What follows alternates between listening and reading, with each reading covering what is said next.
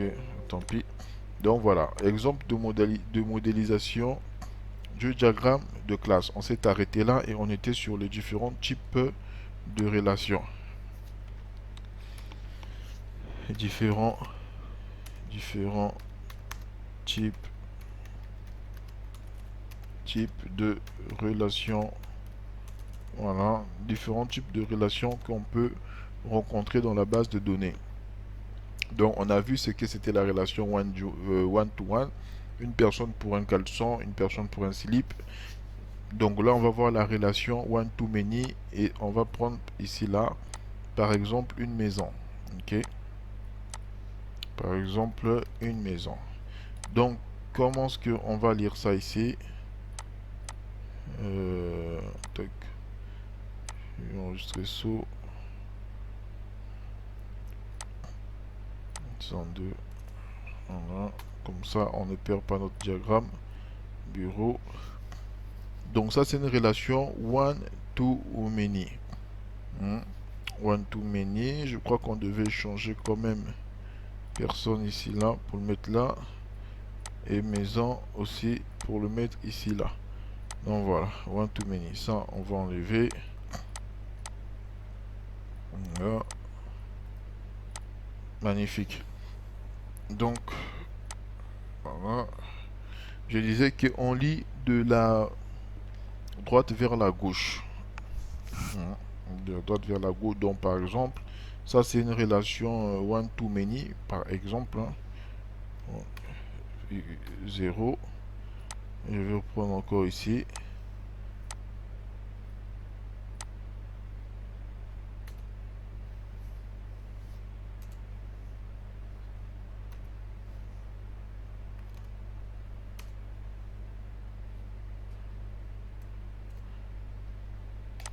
Voilà. Donc après avoir vu la relation one to one, ça je disais que c'est la relation one to many. Que nous apprend cette relation one to many?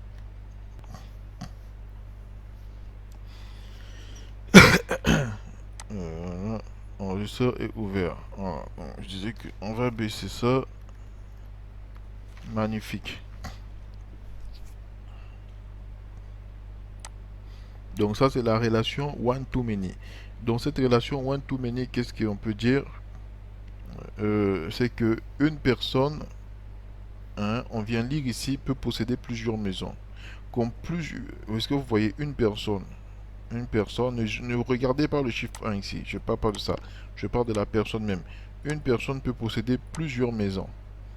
Vous voyez, je vais prendre, essayer de prendre un curseur un peu plus parlant. Voilà, un pinceau plus parlant, je veux dire. Voilà, changer de couleur. Vous voyez, donc une personne ici peut posséder plusieurs maisons, ou une maison peut être habitée par une personne ou encore aucune personne. Et ce que moi, ce que j'aimerais que vous puissiez comprendre sur le sens de lecture, on lit toujours en commençant par la droite. Une personne, on commence à droite, ne regardez pas ça, le 1-0 là, ça, ne calculez pas ça, voilà. On va faire comme ça, une personne, ça j'enlève, donc ça n'existe pas. Une personne peut habiter dans plusieurs maisons. Hein, il peut posséder plusieurs maisons, comme plusieurs maisons, comme plusieurs maisons peuvent appartenir à une personne. Ça, c'est la relation one to many. Du coup, le 0, je peux même l'enlever. Many to many. Et pour cela, on va prendre l'exemple de quoi pour une relation many to many?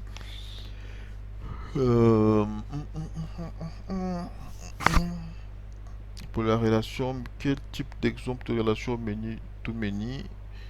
Euh, je réfléchis. Une personne peut avoir... on va enlever déjà personne pour changer un peu de contexte.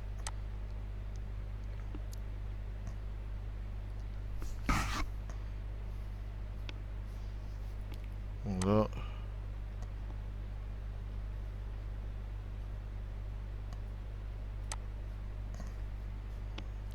Dans relation many to many, on va prendre l'exemple d'ordinateur. Ordinateur et périphérique et clavier. Vous voyez, ordinateur et clavier. Donc ça serait quoi? Ça je vais retirer pour la relation many to many, ordinateur et clavier.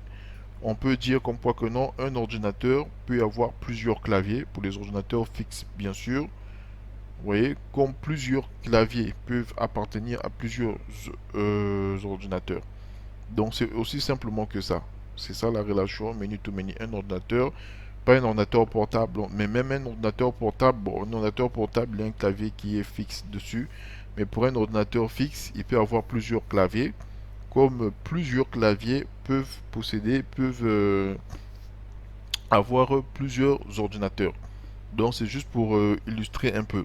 Après, ne restez pas trop bloqué sur ce problème de relation many to many, one to one. C'est vraiment, comment je vais dire, ça peut différer d'un cas à l'autre. Vous voyez un peu, non? Ça peut vraiment, c'est seulement pour aider les personnes qui vont interpréter votre base de données pour mieux comprendre en fait le sujet que vous êtes en train d'aborder. C'est pour qu'ils puissent mieux comprendre. Voilà. Mais n'oubliez pas le cas, une personne pour un slip, une personne pour plusieurs maisons pour une personne, et aussi un périphérique pour un ordinateur et ou encore plusieurs ordinateurs pour plusieurs périphériques. Donc, une fois qu'on a vu ça, je vais vous montrer la notion des clés étrangères. Primary keys. Primary, primary keys. Voilà, ça c'est clés primaires plutôt. Et ça c'est les clés primaires plutôt. Clé primaire c'est PK. Voilà. Et si vous voulez interpréter, si vous voulez une clé étrangère, vous devez noter la notation FK pour clé étrangère. C'est FK. Vous voyez. Des clés étrangères, ça sera des FK. Vous voyez. Donc qu'est-ce que ça nous apprend tout ça? On a une notion au moins de notation sur les clés primaires et sur les clés étrangères. Qu'est-ce qu'une clé étrangère? D'abord, qu'est-ce qu'une clé primaire? Voilà. Une clé. Qu'est-ce qu'une clé primaire? Je vous ai expliqué que UML, langage de modélisation unifié. Vous voyez? Donc, dans ce langage de modélisation unifié, c'est un langage où on va utiliser des diagrammes. Et dans ces diagrammes, je vous ai parlé qu'il y avait 13 diagrammes. Et pour modéliser ces 13 diagrammes, on utilise le modèle physique de données. Et pour modéliser le modèle physique de données, on passe par le diagramme de classe. Donc on a 13 diagrammes. Chaque diagramme répond à un contexte donné. Et ensuite, ces diagrammes vont nous permettre de modéliser, de créer un modèle physique de données. Et de créer d'abord un diagramme de classe et ensuite un modèle physique de données. Donc ce diagramme de classe et ce modèle physique de données, c'est ça qui va nous permettre, c'est ça qui sera la base pour nos sites web, pour tout ce qui est création de bases de données. Donc, qu'est-ce qu'on va rencontrer dans nos bases de données? On va rencontrer ce qu'on appelle des clés primaires et des clés étrangères. Les clés primaires, c'est l'ID. Voilà. Par exemple, je prends l'exemple d'une classe qu'on va appeler personne. Voilà. La classe personne, c'est celle-là. Vous voyez la classe personne. La classe personne. Voilà. Tac. On prend l'exemple de la classe personne. Dans la classe personne, vous aurez une clé primaire ici. Vous aurez cette clé primaire là. On va la mettre dans la classe. Voilà. On aurait une clé primaire qu'on va appeler personne ID. Voilà. Personne ID. Donc c'est ça qui va nous servir d'identifiant, qui va attribuer à cette personne un numéro. Voilà, et ce numéro va s'auto-incrémenter à chaque fois qu'on va rajouter de nouvelles personnes dans notre base de données. Donc la clé primaire, c'est un numéro déjà, pour commencer. Voilà, donc voilà, on va dire numéro. Et PK pour primary keys. Et je vous ai parlé encore que dans des classes ou encore dans les tables de notre base de données, on aurait des lignes. Des lignes correspondent à des attributs. Vous voyez, de la personne. Qu'est-ce qu'on peut voir par exemple? On peut avoir par exemple l'attribut taille de la personne, race de la personne, sexe de la personne, email de la personne, qu'est-ce qu'on peut avoir encore? Origine de la personne. Voilà. Donc on peut avoir ces informations là pour une personne. Vous voyez. Donc je vais retirer ça. Voilà. Pour le moment on n'en a pas besoin. Et on voit bien le rôle de la clé primaire ici là, primary key. Et on voit aussi les attributs, la taille, la race, le sexe, l'email et l'origine de cette personne-là. Vous voyez? Donc, vous voyez le rôle de la clé primaire. Maintenant, qu'est-ce que je peux vous expliquer derrière tout ça?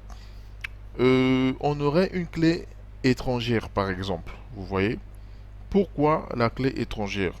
Dans quel contexte il existe une clé étrangère? Par exemple, si cette table-là, une personne a par exemple 10 emails, vous voyez, une personne a 10 emails. Le premier email qu'on va mettre ici là, ça serait son email normal. Par contre, le deuxième email, email 2, ça serait l'email de secours de la personne.